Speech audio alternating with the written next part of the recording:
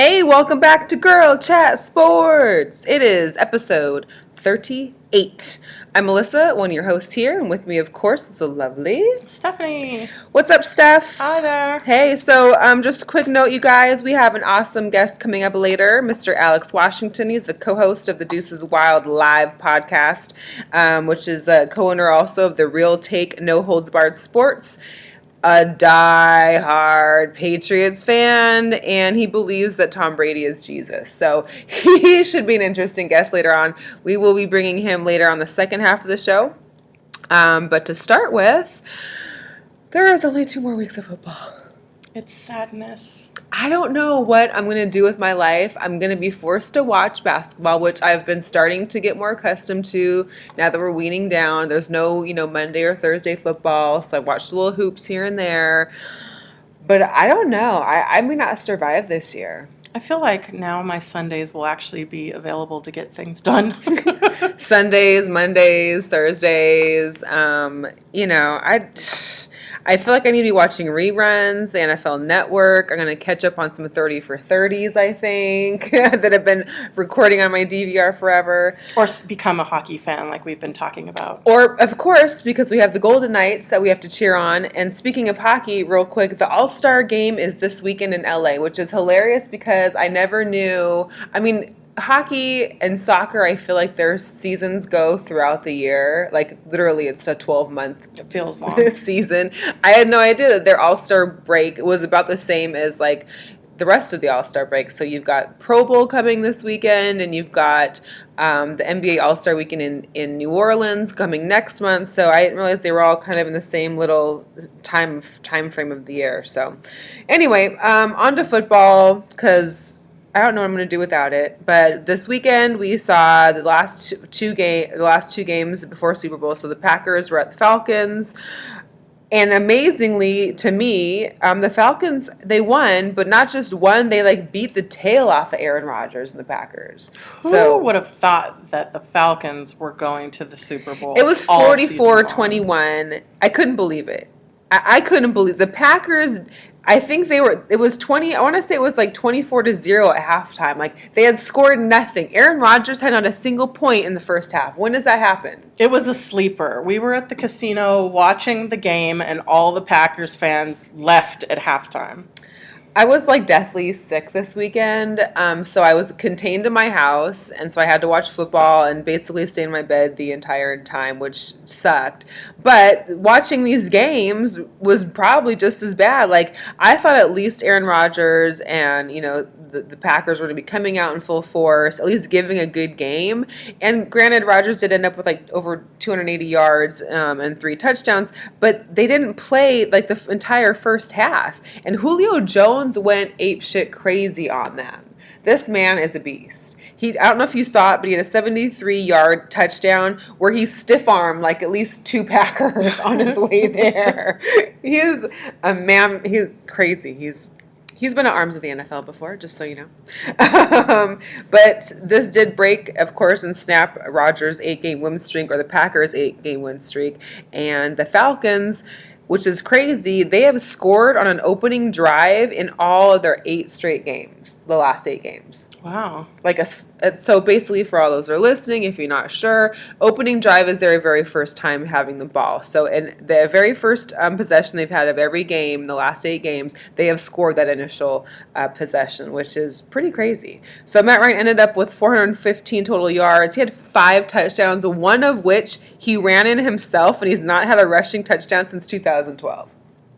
That's awesome. I got to go to a game and see him in action this season, and it was awesome. Right. And then this is officially now the last game for the Georgia Dome. Yeah, what a way to close it out. I know. Have you seen the new stadium? I have. Oh my God, this place looks like it's going to make Jerry's house look like the slums. Man, they need to have Wi-Fi in there. I was trying to Facebook Live for Girl Chat Sports at the game against Carolina, and I could not get a signal for the life of me. I couldn't even text.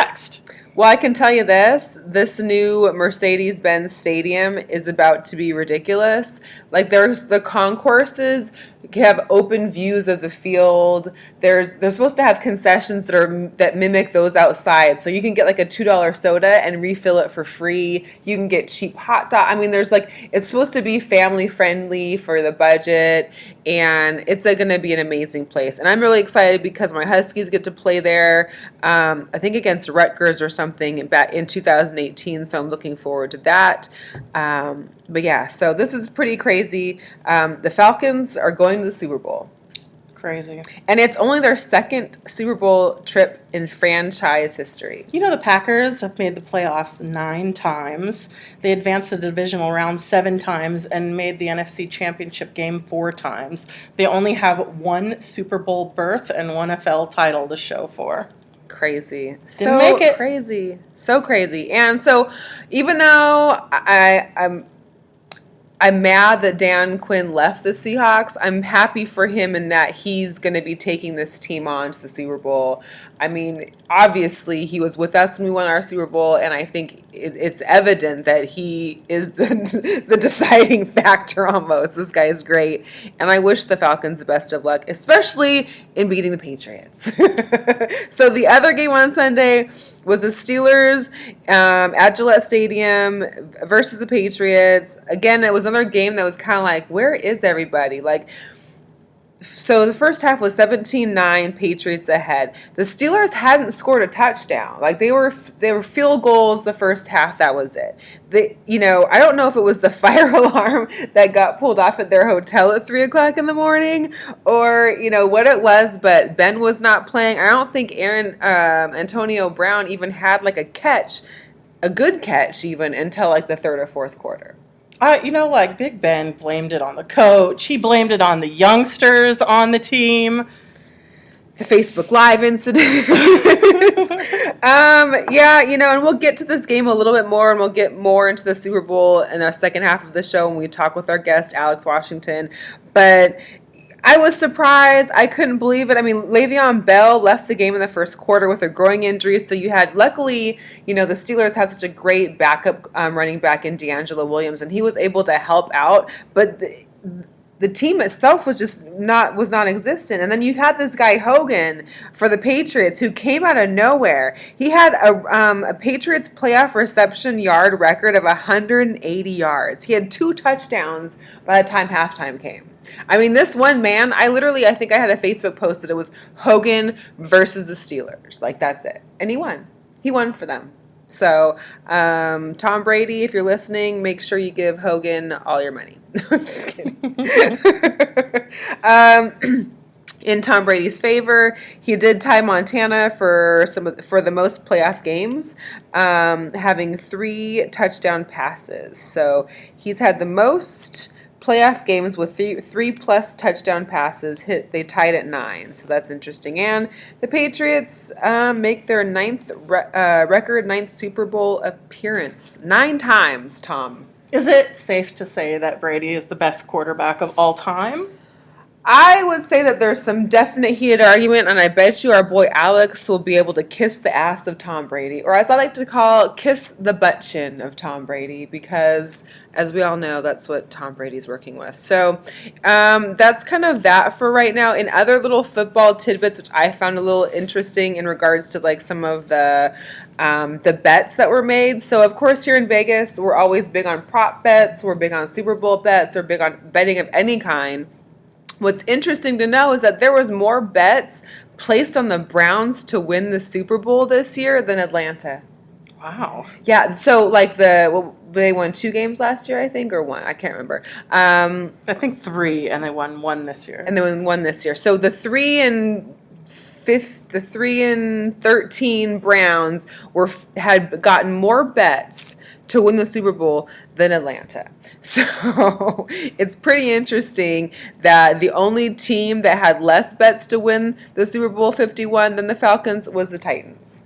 Just think about what teams made it to the playoffs in the Super Bowl last year. They didn't even make it this year. Well, no, I mean the Panthers and the Broncos, the 2 that played in Super Bowl 50, didn't even make the playoffs. I mean, and we know the Panthers couldn't even win to save their life, so it's pretty interesting. Other things that have changed in the last year since Super Bowl 50, the Browns got even worse, which we didn't think that was even able to be happened. Jeff Fisher got fired, so basically it's easier to hide a shitty team in St. Louis than it is to hide a shitty team in LA. LA is going to notice. Texas thought they found their quarterback, but we're still undecided on that whole thing. Osweiler, we don't know about you right now. Rooting for him. He's a Montana boy. Hey, Montana boy, a tall Montana boy, in fact. So, very interesting. And then, of course, we touched on it a little bit last week, but the Raiders did file for their location papers on the 19th of this month, so they're ready to move from Oakland. They are ready to go to Vegas. All they need is that owner's vote, which would happen in March. It's pretty much in the bag. We're going to have an NFL team. And so from what I've heard, too, is it's going to be probably about until 2018 when they actually start playing out here.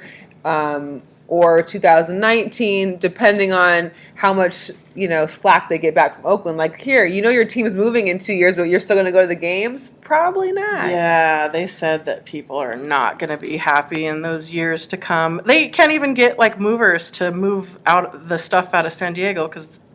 actually, you know what I was thinking about? San Diego moving to LA. They can't get movers to take the stuff out because they're pissed. They don't want them to go. So I imagine that it'll get the same flack in Oakland, especially when it comes to Oakland fans. Well, and it sucks, too, because if they come here early, they're playing at Sam Boyd, which is like the toilet of all stadiums, especially, I think. I'm sorry, UNLV, but your guys' stadium sucks, which I think is also the reason why everybody wants the Raiders to come, because that also will give UNLV an upgrade so they're able to play there on Saturdays. But again, it should be interesting. We'll see how it plays out. We will know more in March. Do you know when the stadium's going to be ready to go? It's supposed to be, I think, 2019 or 20, I want to say. I think 2020 is supposed to be the inauguration. Not inauguration. It's supposed to be the opening for the stadium when it's built. So. And other little football news, Adrian Peterson obviously is out of the Minnesota. He would like to play for the Texans or the Bucks or the Giants. I'm rooting for Adrian Peterson to come to the Seahawks. I don't know. Let's just try it out. Why not? What can go wrong?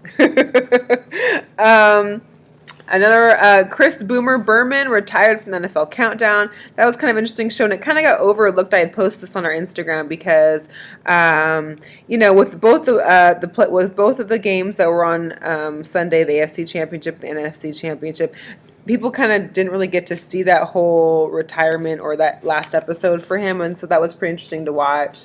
Also, congrats to Doug Baldwin from the Seattle Seahawks. He got named to his first Pro Bowl as a replacement for Larry Fitzgerald. I don't care how he got there, but we're proud of him. We're glad he's there. Tell me what you think about the Pro Bowl. Everybody never wants to watch because they're not even really playing.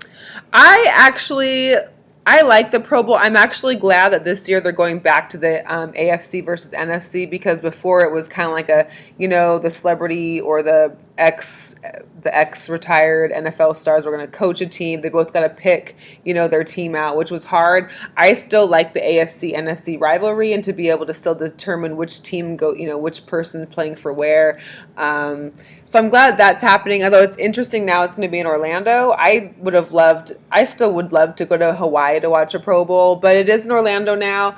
It's kind of like an all-star game, so you're not really watching it to see how great a player is. You usually know that because it's the end of the season. You're watching it to kind of see how they all act together, how they interact, kind of some of the skills, I guess, activities they have on the side. Those are kind of interesting. I guess, I don't know.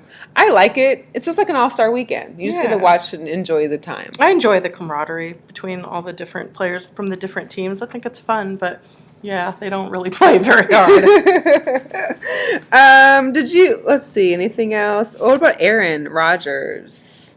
So I guess I'm sure that you guys have all heard about Aaron Rodgers kind of being estranged from his family. I read something that apparently people are saying that it's because of his longtime girlfriend, Olivia Munn, who's an actress.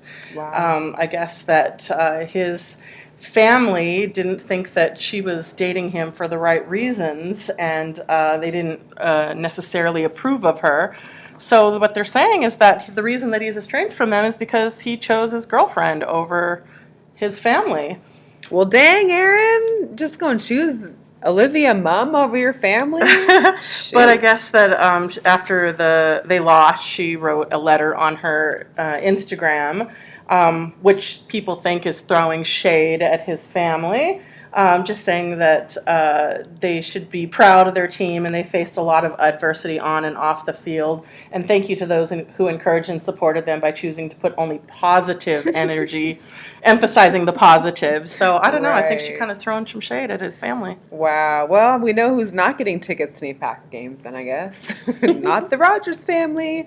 Quick little tidbit on college football. We had a report, I think, last week when the strength and conditioning coach over at Oregon had had basically been without pay for a month due to some of the guys falling ill after some workouts. Well, this last week, the tight end coach for Oregon, who had just been hired, literally 5 days after being hired, gets charged with a DUI. Oregon's not having the best luck right now. Yeah, and they placed him on administrative leave, and they're going to terminate him. That's so much for that job. Man, 5 days. You had the job for 5 days. I'm just, that's so crazy to me. But what I think is even crazier is that Michigan gets to travel to Rome for spring practice in April. So once their final exams are off, they get to go to Rome for a week of educational excursions as well as some drills. Good for them. Why, I guess when you're a Harborough, you get to just control all the good stuff. Big money. Big money.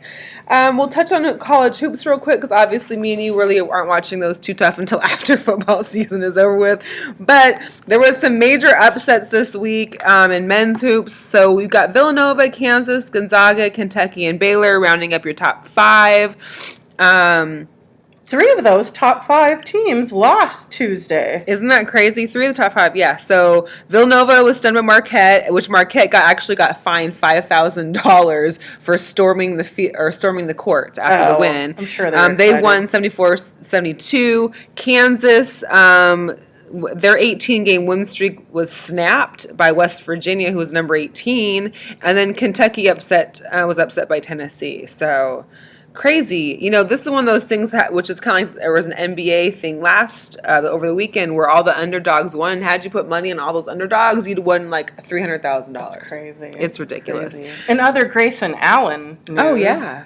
I guess that he got tangled up with one of the North Carolina State team members going through their huddle or whatever and kind of pushed him away. And it's not a big deal. Like if you got hooked on somebody when you're going through their huddle that you would kind of push your way out of it. But it's a big deal to Grayson, But because it's him, right? People make a big deal. Crybaby. I think Duke has other issues and problems worse than Grayson Allen. Yeah. Well, they lost too, so whatever. But in regards to men's hoops, so the UNLV men are 8th in the Mountain West. They aren't doing so well. Just alongside as my Washington Huskies men, they're 9th in the Pac-12, also not doing so great. But in regards to women's basketball, UConn still keeps on trucking. They had their 94th straight win on Tuesday. Gabby Williams recorded the 5th triple-double in UConn history. I mean, Jesus. It's like 94 straight wins. So UConn, Baylor, Maryland, Mississippi State, and South Carolina are the top 5. Washington Husky women are number 7 and number 1 in the Pac-12. And then UNLV women, which we like to praise our Gonzalez girls for, they are 4th in the Mountain West for the women. So a little bit of college news for you. And in regards to the NBA, what's up with your Lakers, man? Oh, man, we're 16 and 32 right now. We can't stay healthy for the life of us. We played on, what was it, Sunday? I think it was Sunday. It was the anniversary of Kobe Bryant's historic 81-point game. Mm-hmm. We suffered the worst loss in franchise history. Yikes. Losing by 49 points to the Mavericks. Franchise history is something that you don't want to be a part of unless it's a good record. We scored so poorly, just 73 points as a team. Oh, man. So anyway, I guess that Kobe spoke up and said that he is available to help the Lakers if he wants out that house. He can't stand being in that house no more. He's just a phone call away. But I think Luke Walton said that there's too much emotion behind it, and that's not what they need right now. Maybe it's because they need another coach because Luke Walton doesn't have. We just need to stay healthy.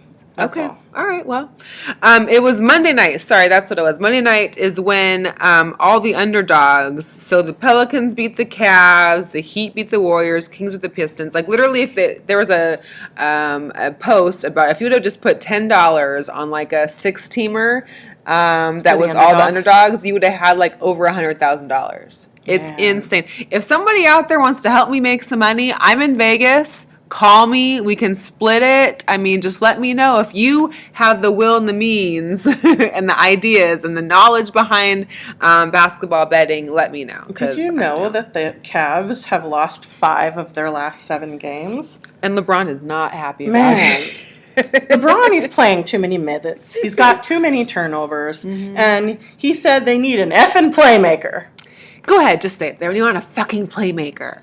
So apparently, Korver isn't doing what they were hoping, and I think LeBron's a little frustrated at this point that they can't even beat some. Well, and there was a possible trade rumor. I guess the Knicks had basically offered up Carmelo Anthony to the Cavs, but they didn't want it.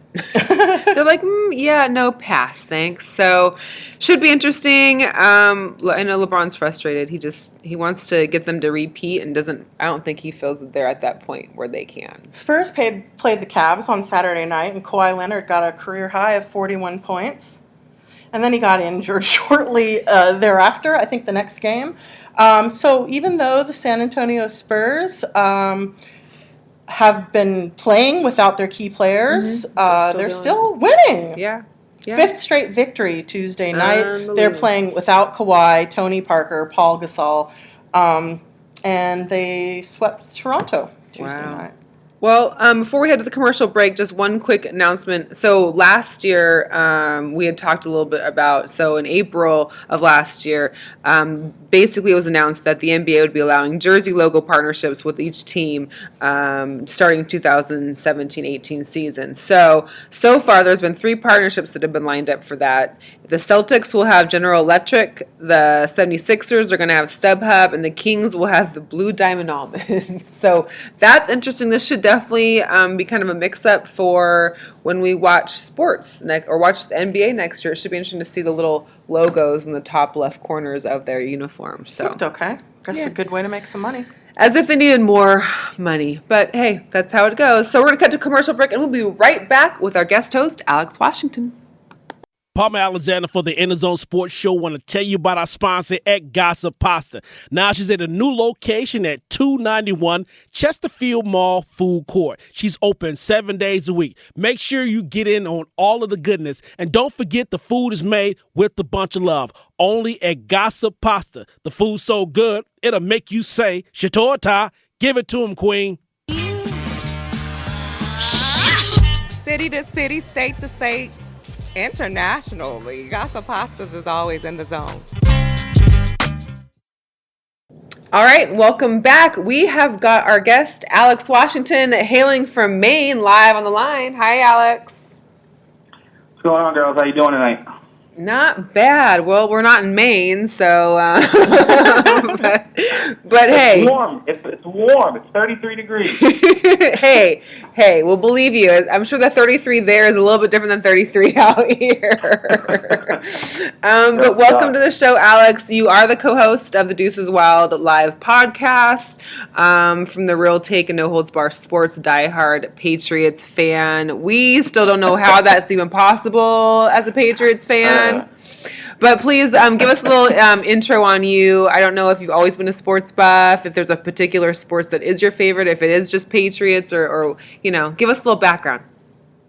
Yeah, I mean, I'll try to keep it as short and sweet as possible. But sure. Basically, my mother was pretty much born into sports. Like her dad, my grandfather played sports all growing up, so she kind of got it from him, and then she started playing a little bit of sports herself, mainly baseball and stuff like that. They didn't really have softball around here for a while, but that's really where I got most of my sports stuff from. Like, my dad didn't really play sports; he played a little bit of basketball and everything. But like I was saying, I got most of it from most of the sports stuff from my mother. She was a huge Larry Bird fan, so obviously just growing up where I am in New England, growing up where I'm from. I mean, you didn't really have too much to choose from. I mean, if you liked a different team that wasn't from New England, it was kind of random, and it's still kind of random because we have the Bruins, the Red Sox, Celtics, and the Pats up here. But those are my all-time favorite teams. But just getting back to my mother and everything, it's where I got my sports from, and I ended up playing baseball and basketball. And the one regret in my life was not playing football. I should have played football, but I'm a diehard Pats fan, and that's just how it is, and that's just how it's going to stay. Everybody's just going to have to deal with it. Well, we appreciate your mother being a great sports fan because we appreciate women who love sports, so that's awesome to hear. I guess my mom. So what's before we dive into your love and admiration and cult following of the Patriots. What's funny, what I thought was funny is because me, I'm a diehard Seahawks fan. Steph's a diehard Cowboys fan. So obviously we already have I know, right? We have an underlying issue already between us. But you and your co-host Adam Little, he's a diehard Falcons fan. So I'm trying to understand how this next, couple weeks is going for you guys. It's been pretty comical. Like, he's from Atlanta. He's right from the dirty. So he's been a Falcons fan his whole life. So I kind of feel bad for him there. But it's been hell for him because obviously being up here, all you're going to hear is all the good stuff about the Patriots and how they're going to try to pick apart Atlanta's defense and what they're going to do on offense and everything like that. So he's already having a hellish week. But between him and I going back and forth, it's been pretty comical. Like, we were like, just today we were joking around, but I have a feeling within the next few days it's going to start getting pretty ugly because we were going to try to be gentlemen about it, but there's no way. I can feel the tension when he walks into work. We both work at the same place. And I can already feel the tension, so it's going to get pretty interesting. Do you guys have a bet for it yet, or are you planning on betting this? Like, embarrass the shit out of each other kind of bet? I'm a gambling man. So I'm willing to do whatever. And he's not really big into that. So, I mean, we might do some gentleman's bet or something, maybe on the show, but I'll do whatever. So are you calling him chicken right now? Should we put it out there? Are you calling Adam Little a chicken for not betting? Is that what? Are we PG? Like, we can't. Oh, you can cuss. You're okay. I'm good? Yeah, All right, so Adam, when you hear this, basically what I'm calling you is a bitch for not being able to handle. Ouch. Starting a Twitter beef. Oh, it's going down. He knows I love him. He's my boy. My brother from a different mother, different skin color. Hey, there you go. What's the Pats going to do about the problem, Julio Jones? Yeah. Well, that's obviously one of the more difficult things I've had to deal with all year. I mean, everybody wants to talk about the Patriots' strength of schedule and all that other nonsense, but it is look beyond that. I basically look at what they did with Antonio Brown, and I know that Le'Veon Bell got hurt just last week when we faced the Steelers at home, but I think you're going to see a lot of combinations like what they did with Antonio Brown. Like, they had Malcolm Butler shadowing for a little while and everything, and they had a little bit of safety help over the top. I mean, you can't, with Julio Jones, I mean, you can't really keep 6'4", 6'5", 4.4 speed and the strength that he has. So you have to really kind of hope to contain him. So, I mean, if they can, limit the big plays with him, I think that'd be a huge win. I think they're going to try to make the, secondary in the third tier kind of guys try to beat them. I think a lot of focus will be on Julio, but I mean, stopping Julio is a challenge in itself. So, I mean, they're going to have their hands full. Right. Well, then you're going to have Mohamed Sanu open possibly. I mean, you've got these running backs. I mean, you've got Matt Ryan, Matty Ice. I mean, he's had an amazing season. You have to admit that. Yeah. Oh yeah. It's pretty crazy. I mean, he's always been a really good quarterback, like in my opinion, and everybody wants to call him just kind of like this regular season schlub and all that. He's had a couple rough years, but I'm honestly not really surprised at the success that he's had. He's always been a very good quarterback. with the weapons that he has now, I mean, there's no reason for him to have a bad year. So to see what he did this year is not really overly surprising. Mm-hmm. But I mean, he's had a remarkable year, and you kind of root for someone like that just because he went to Boston College, which is right down the road from here. So I mean, do you think he's the MVP? I don't have a whole lot. What's that? Oh, do you think he's the MVP? Yes, it pains me to say, but there hasn't been a player, in my opinion, that's played better than him consistently all year. I mean, I could go the Tom Brady route all I want, but I'm going to be realistic. He missed the first 4 games, so right. I mean, to me, there's really no reason for him to win. If he played the first 4 games, I might have a different opinion, but Matt Ryan's been the best football player in all of football for all 16 games, so I got to give him that. Make the case for Brady being the greatest quarterback of all time. Make the case? Probably isn't that hard for you, is it? Oh God! I mean, that's a layup. I mean, it's a layup. Let's first go with Super Bowl rings. He's got 4 and potentially 5, hopefully. Mm-hmm. He's been to. This is now his 7th Super Bowl, so there's that. He once held the record for most touchdowns in a season with 50, which now got broke again. He's traditionally over 4,000 yards consistently within 27 to 40 touchdowns a year with low interceptions, and he's defying age. At 39 years old, he had the best touchdown interception ratio in NFL history. He's a gamer. I mean, what bad can you say about Brady unless you're I don't know, a Seahawks fan or something? Ooh, he's just an overall good guy too. You really can't hate him. It wasn't really the Patriots. Not really. I mean, you can't really hate the guy. I mean, to me, he's my god. I mean, that sounds creepy and pathetic, but the guy is just, there's nothing wrong with the guy, and I just don't understand why people rag on him for, winning? Like, do people hate him for winning? To me, it makes no sense. I don't think we hate them for winning. I don't really hate. I don't really hate the Patriots. I hate that they beat us in the Super Bowl the way it happened. I may hate Malcolm Butler for just being lucky, but I don't hate the Patriots. I reserve that for the Cowboys and the Niners. But you gotta blame your offensive coordinator for that. That was the worst play calls I have ever seen. But that's the whole point. It can't even be. But it can't even be that, because it really falls back to a conspiracy theory, and what Roger Goodell wants, Roger Goodell gets. Because any Pop Warner coach, any Pee Wee or Pop Warner coach would have known to run the ball at least the first or second time. She's salty. And especially with beast mode. Hello. Hello. I mean, that is literally a layup. And the conspiracy theory with Goodell, do you really think that Goodell wanted the Patriots to win the Super Bowl?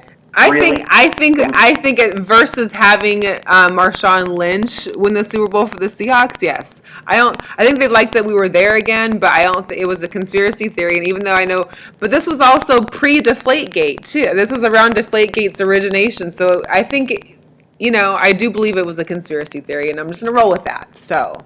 There.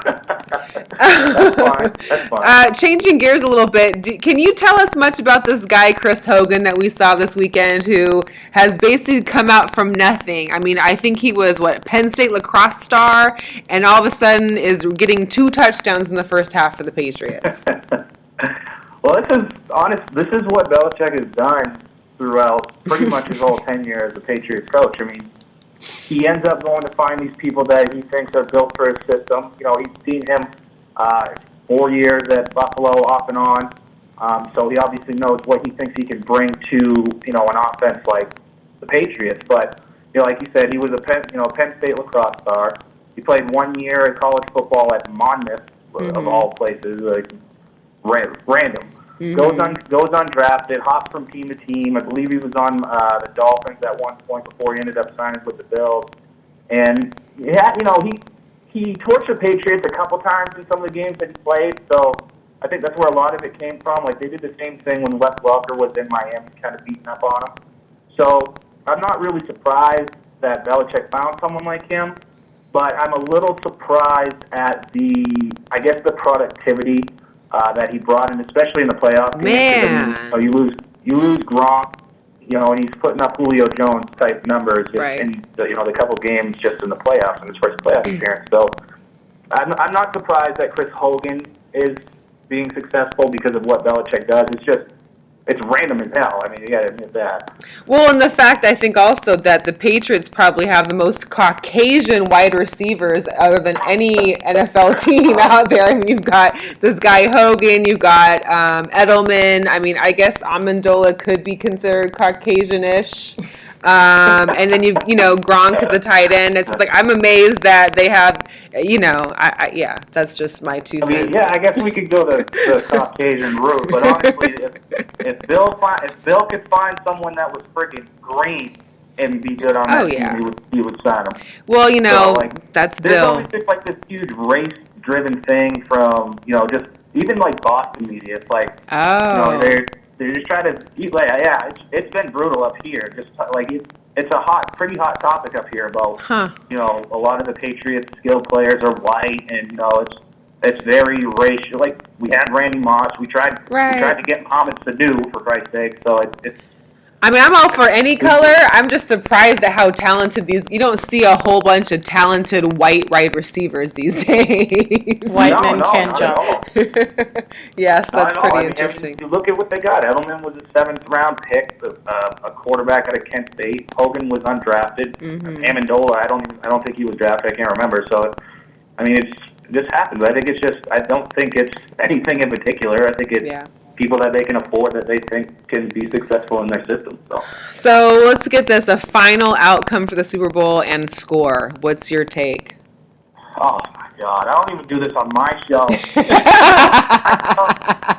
You got to realize, I'm the most superstitious person in the world. Okay, go ahead and tell us about superstition then, because I know that me and you I'm pretty superstitious as well, so I don't want you to feel like it's, I don't want this show that you're doing today to, jinx you for in the next couple of weeks. So just because you're being nice, I still probably not give a score, but my prediction, are you asking for a prediction for the game right now? Yeah, I mean, or you can just tell us your superstition too. It's up to you. I don't want to force you into that. Okay, so basically, I don't go watch the game anywhere. This is throughout the whole season. I won't watch a football game anywhere but my living room, on my couch. I got to be on one side of the couch and not the opposite. I got to be on the shade part of my sectional couch. Okay. For the most part, my oldest daughter has to be wearing her Brady jersey, but if not, that's okay. That's not that big of a deal. I got to have the volume at a certain level. Wow. I don't wear any do I sound like a freak right now? Pretty much. Yeah, a little bit, but That's fine. I don't care. That's what makes me me. I got to have the volume on a certain kind of whatever. What else there? I don't wear any Patriot stuff during the year. Do you have to drink certain something or? No, none of that. I can eat and drink whatever. It's just I typically don't eat just because I'm too focused on the game itself. But I mean, I can eat if I. So, question then. Start myself. In regards to your superstition, when the Seahawks beat you guys at home, what happened wrong for you? Was it the wrong couch cushion? No. Very funny about that is I watched the game upstairs in my bed, later on, because one of my kids wouldn't sleep. So, got to do what I got to do. I got to be dad first. So basically, I woke up the next morning and yelled right at my kid for. No, not really, but she did. If I did yell at her, she did deserve it. Oh gosh, well that's awesome. Well, Alex, we thank you for joining us. We are so happy that you came on to our show. Please let the listeners know where they can find you on social media, where they can find your guys' live podcast when it airs, that kind of stuff. Okay. I just want to, before I say anything, I just want to say, thank you girls for having me on. Definitely appreciated, being able to bring some Patriots knowledge over to the West Coast is what you guys call it, I guess. But, right. I definitely enjoy what you girls are doing. It's definitely fun to listen to, and obviously, I hope both of you can, continue your rapid success. So what you girls got going on is very, very cool. So thanks. Hope you are very proud of yourself. Thank you. In terms of where they can find us, They can find us on Facebook, Real Take No Hold Barred Sports. Girls and guys can hit us up on our Twitter page at Real Take NHB. I am at AWash013. Adam is at Real Silver Spoon. Our show, our live show, Deuces Wild live show, is on Friday nights, 11 p.m. Eastern Standard Time. So that would be 8 o'clock, obviously, for you people that don't know what West Coast time is on your end of it. But that'd be ridiculous if you didn't know that. And our podcast, we haven't really done much of the podcast. Most of it's just been kind of our live stuff. But I'm going to be converting some of my live stuff into podcasts so that I can put it out there. But we're on iTunes, Real Take, and NHBS, and on SoundCloud as well. So make sure everybody gets us up on there and Awesome. Enjoy the show. Awesome. Well, thank you so much. We really appreciate it. And good luck to your team in the Super Bowl. Well, thank you very much for having me, girls. I definitely appreciate it. And go Pats. Adam. Thanks, Alex. Again, real big thanks to Alex for joining us. And before we head out, just a couple quick notes. Obviously, we've got Arms of the NFL. Big shout out to Steph over here who brought us our TBT. But before that, again, I'm trying to keep it with the teams for the Super Bowl since that's going to be coming up. We've got Vic Beasley, number 44, a linebacker with the Atlanta Falcons. Good looking set of arms on him. The brother of my guy, Michael Bennett from the Seahawks, his brother Martellus Bennett, number 88, the tight end for the Patriots. Another set of great arms. And Steph, tell us the TBT. Our Throwback Thursday is Greg Jennings, wide receiver. He played for the Packers, the Vikings, the Dolphins. I know he just retired like maybe 2 years ago, so we aren't going way back with this. But this man's arms and really everything about him, pretty amazing. Everything. I want to send our thoughts and prayers out to the family and friends of the Kansas City Royals pitcher, Yordano Ventura, who was 25. He died in a car accident in Dominican Republic on Sunday. Also, Andy Marte, 33. He was a former Major League Baseball player that played with the Diamondbacks back in 2014. He also died in a car accident in the Dominican Republic over the weekend. Yeah, it's very sad. So crazy. And then a little news. We did learn of Fox sports broadcaster Erin Andrews. She opened up recently this last week in regards to her personal battle with cervical cancer she had this past year. This story is pretty amazing. I mean, she literally went in for surgery. She found out in September, right before the season started, or before the season started. She went in for surgery in September, like literally less than a week of having surgery, and was back out on the field. Yeah, and did her job, and nobody knew. So nobody knew. Definitely a very strong woman. We definitely appreciate you, Erin Andrews, through all this you've been through, and we, as women who also love sports, we applaud you, and we love you. So yeah, awesome. I'm wishing you all the best. All right, Steph, tell them where they can find you. On all social media platforms, S_Wash. And you can find me, Melissa. I am Seattle, the number 4 _ life, LIFE. So Seattle for life. And you can find us, Girl Chat Sports, on all social media at Girl Chat Sports. Check us out on Podomatic and YouTube, and we will catch you next week. Bye. Have a good night. Thanks for checking out another great episode of Girl Chat Sports. And remember, we don't have balls, but we know how to cover them. Until next time, guys.